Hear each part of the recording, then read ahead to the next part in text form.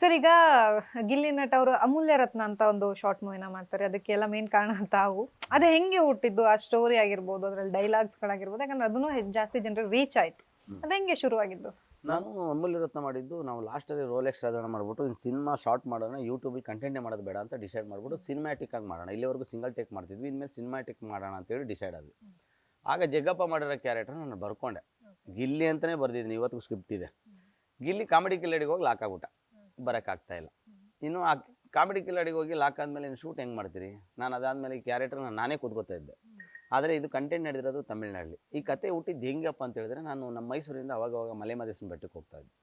ಮಲೆಮಹದೇಶ್ವರನ ಬೆಟ್ಟಕ್ಕೆ ಹೋಗ್ಬೇಕಾದಾಗ ನೈಟ್ ಹೋಗಿ ನಿಮಗೆ ಸಮುದಾಯ ಭವನ ಇದೆ ನೋಡಿ, ಅಲ್ಲೇ ಮಲಗಿದ್ದೆ ನಾನು ನಾರ್ಮಲಾಗಿ. ಏನು 10ವರೆಗೇನೆ ರೀಚ್ ಆದಿ, 4 ಗಂಟೆ 5 ಗಂಟೆಗೆ ಸ್ನಾನ ಮಾಡ್ಬಿಟ್ಟು ಹೋಗೋಣ, ಸುಮ್ಮನೆ ಯಾಕೆ ಲಾಡ್ಜ್ ಮಾಡೋದು ಅಂತ ಅಲ್ಲಿ ಮಲಗಿದ್ದೆ. ಅಲ್ಲಿಗೆ ನಮ್ಮ ಇಂಜಿನಿಯರ್ ಸ್ಟೂಡೆಂಟು ಯಾರೋ ಗೊತ್ತಿಲ್ಲ, ಒಂದು ಸೀದಾ ಅಲ್ಲಿಂದ ಹೊಗೆನೆಕಲ್ ಫಾಲ್ಸ್ಗೆ ತಮಿಳ್ನಾಡಿಂದ ಬಂದಿರ್ತಾರೆ.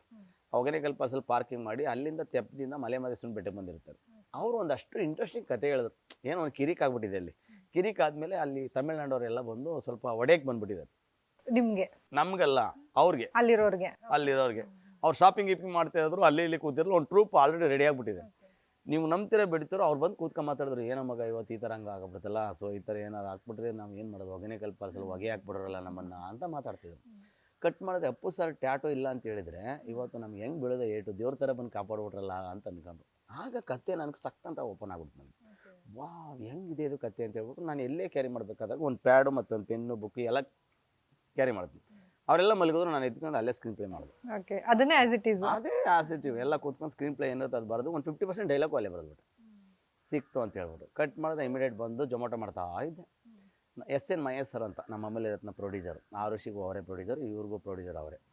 ಅವರು ಕಾಫಿ ಕಟ್ಟೆ ಹತ್ರ ಕೂತ್ಕೊಂಡು ಕಾಫಿ ಕುಡಿತಾ ಇದ್ದಾರೆ ಅವ್ರ ಸ್ನೇಹಿತರೆಲ್ಲ. ನಾನು ಜೊಮೊಟೊ ಕಾಸ್ಟಮ್ ಹಾಕೊಂಡಿದ್ದೀನಿ, ಬೈಕಲ್ಲಿ ಓದಿದ್ದೀನಿ. ಕಾಫಿ ಕಟ್ಟೆಲ್ಲೇ ಆರ್ಡರ್ ಬಿದ್ದುಬಿಡ್ತು ನನಗೆ. ಸೀದಲ್ಗೆ ಹೋಗಿನಿ, ಕಾಫಿ ಕಟ್ಟೆ ಆರ್ಡರ್ ಬಿದ್ದೆಟ್ಗೆ ಇಮಿಡಿಯೇಟ್ ಏನು ಮಾಡಿದ್ರು, ಅವ್ರು ನನ್ನ ನೋಡಿದ್ದಾರೆ, ನಾನು ಅವ್ರು ನೋಡಿಲ್ಲ. ನಮಸ್ಕಾರ ಸೂರ್ಯವಂಶವ್ರೆ ಎಲ್ಲಿದ್ದೀರಿ ಅಂತ ನಾನು ಕೇಳಿದ್ರು. ನಾನು ಪ್ರೊಡ್ಯೂಸರ್ ಫೋನ್ ಮಾಡ್ಬಿಟ್ರಲ್ಲಿ ಏನು ಹೇಳೋದು ಅಂತ ಹೇಳ್ಬಿಟ್ಟು, ಯಾಕಂದರೆ ಸಿನಿಮಾದವ್ರು ಆಗಿದ್ದರೆ ನಾನು ಡಬ್ಬಿಂಗಲ್ಲಿ ಇದ್ದೀನಿ ಅಥವಾ ಅಲ್ಲಿದ್ದೀನಿ ಶೂಟಲ್ಲಿ ಇದ್ದೀನಿ ಅಂತ ಹೇಳ್ಬಿಟ್ರು. ನನಗೆ ಅವತ್ತು ನೊಂದು ಬೆಂದೋಗ್ಬಿಟ್ಟಿದೆ. 2020 ನನಗೇನು ಗೊತ್ತೇ ಆಗಲಿ, 2021 ಸಿಕ್ಕಾಪಟ್ಟೆ ನೊಂದ್ಬಿಟ್ಟಿದೆ. ನಾನು ಸರಿ ಆಯಿತು ಅಂತೇಳಿ ಅದಕ್ಕಿಂತ ಮುಂಚೆ ಒಂದು ಕತೆ ಹೇಳಿದ್ದೆ. ಅವರು ತುಂಬ ಕನ್ವರ್ಟ್ ಆಗಿಬಿಟ್ಟಿದ್ರು. ಈಗ ಅವರು ಒಂದು ಟ್ರೂಪ್ ಮಾತಾಡುತ್ತಲ್ಲ, ಈಗೆಲ್ಲ ಡೈರೆಕ್ಷನ್ ಅಂತ ಹೇಳಿದ್ರೆ ಆಕ್ಷನ್ ಕಟ್ಟನ 2 ಪದ ಕಲ್ತ್ಕೊಂಬಂದ್ಬಿಟ್ಟಿರ್ತಾರೆ, ಸ್ವಲ್ಪ ನೋಡ್ಕೊಂಬಾಡಪ್ಪ ಅಂತ ಹೇಳ್ಬಿಟ್ಟು ಮಾತಾಡ್ಬಿಟ್ಟು ಹೊಂಟೋಗಿರೋರು.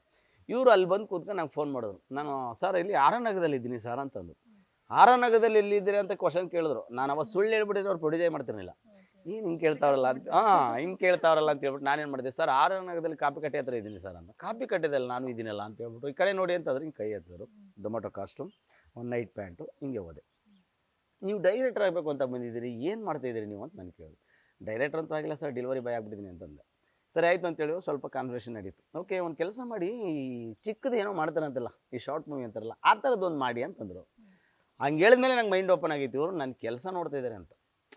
ಅರ್ಥ ಆಯ್ತಾ? ಸರಿ ಆಯಿತು ಅಂದ್ಬಿಟ್ಟು ನಾನು ಅಲ್ಲೇ ಹೇಳಿದೆ, ಸರ್ ಈ ಥರ ಹೊಗೆನೆಕಲ್ ಫಾಲ್ಸಲ್ಲಿ ಒಂದು ಕತೆ ನಡೀತದೆ, ಅದು ಮಲೆಮಹದೇಶ್ವರನ ಬೆಟ್ಟದಲ್ಲಿ ಸಂಬಂಧಪಟ್ಟಿರೋದು, ನಾನು ಅದ್ರ ಬಗ್ಗೆ ಕತೆ ಮಾಡಿದ್ದೀನಿ ಸರ್ ಅಂತೇಳಿ ಸಿಂಪಲಾಗಿ ಹೇಳಿದೆ. ಕತೆ ಕೇಳಿ ಒಂದನೇ ಇನ್ಸ್ಪಿರೇಷನ್ ಆಗ್ಬಿಟ್ರು ಅವರು. ಸೀದಾ ಒಂದು ಕೆಲಸ ಮಾಡಿ ನಾನು ಆಫೀಸಿಗೆ ಬಂದುಬಿಡಿ ಅಂತೇಳಿ ಸೀದಾ ಆಫೀಸಿಗೆ ಕರ್ಕೋದು. ಆಫೀಸಿಗೆ ಕರ್ಕೋಗಿ ಅಲ್ಲಿ ಫುಲ್ ಎಲ್ಲ ಕತೆ ಎಲ್ಲ ಹೇಳಿದೆ. ಹಿಂಗೆ ಟೇಬಲ್ ಮೇಲೆ 50,000 ರೂಪಾಯಿ ಹಿಂಗೆ ಇಟ್ಟರು. ನಿಮ್ಗೆ ಏನೇನು ಬೇಕು ಎಲ್ಲ ರೆಡಿ ಮಾಡ್ಕೊಳ್ಳಿ. 50,000 ಶಾರ್ಟ್ ಮೂವಿಗೆ 50,000 ರೂಪಾಯಿ ಎತ್ತಿಡ್ರು. ಆಗ ನಾನೆಲ್ಲ ಸ್ವಲ್ಪ ಪ್ಲಾನ್ ಮಾಡಿದ್ದು, 2 ವೀಲರು ಇಬ್ಬರು ಲವರ್ಸ್ ಹೋಗ್ತಾರೆ ಅಂತ. ಇಬ್ಬರು ಲವರ್ಸ್ನ 4 ಗಂಟೆ ಟೈಮ್ ಹೆಂಗೆ ನೋಡ್ತಾರೆ ಅಂತ ಹೇಳ್ಬಿಟ್ಟು ಆಮೇಲೆ ನೆಕ್ಸ್ಟ್ ಗಿಲ್ಲಿ ನಟ ಇವ್ರದ್ದೆಲ್ಲ ಜಗ್ಗಪ್ಪ ಮಾಡೋ ಕ್ಯಾರೆಕ್ಟರ್ನೆಲ್ಲ ಡಿಸ್ಪ್ಲೇಸ್ ಮಾಡ್ಕೊಂಡು ಎಲ್ಲನೂ ವರ್ಕ್ ಮಾಡ್ಕೊಂಡು ಕೊಟ್ಕೊಂಡಾದ್ಮೇಲೆ 50,000 ರೂಪಾಯಿ ಕೊಟ್ಟರು. ಬಜೆಟ್ ಎಷ್ಟು ಅಂತ ಕೇಳಿದ್ರೆ ಸ್ಟಾರ್ಟಿಂಗ್ ಹೇಳಿದ್ದೆ ಅದಕ್ಕೆ 80,000 ರೂಪಾಯಿ ಬಜೆಟ್. ಅದಾದಮೇಲೆ ಓಕೆ ಅಂತ ಹೇಳ್ಬಿಟ್ಟು ಸೀದಾ ಹೋದ್ವಿ. ಅದಾದಮೇಲೆ ಸರ್ ಯಾಕೋ ನನಗೆ ಕನ್ವೆ ಆಗ್ತಾರಿಲ್ಲ, ನಾನು ಸ್ವಲ್ಪ ಓಪನ್ ಜೀಪ್ ಎಲ್ಲ ಬೇಕು ಸರ್ ಹಂಗೆ ಹಿಂಗೆ ಅಂತೇಳಿ. ಸರಿ ಎಷ್ಟಾಗ್ಬೋದು ಅಂತ ಕೇಳೋದು. ಹತ್ತತ್ರ 1,80,000 ರೂಪಾಯಿ ಆಗ್ಬೋದು ಅಂತ ಸರ್. ಅವತ್ತಿಗೂ ಇಲ್ಲ ಅನ್ನಿಲ್ಲ ಅವ್ರು. ಓಕೆ ಮಾಡಿ, ಯಾಕಂದ್ರೆ ನಾನು 1 ಕೋಟಿ ಬಜೆಟ್ ಹೇಳಿದ್ದೀನಿ, ಹೋದ್ರೆ 7 ಲಕ್ಷ ತಾನೇ ಹೋಗುತ್ತೆ ಅಂತ ಅವ್ರ ತಾಟು. ಹೆಂಗೆ ಮಾಡ್ತಾನೆ ಕೆಲಸ ನೋಡೋಣ ಅಂತ.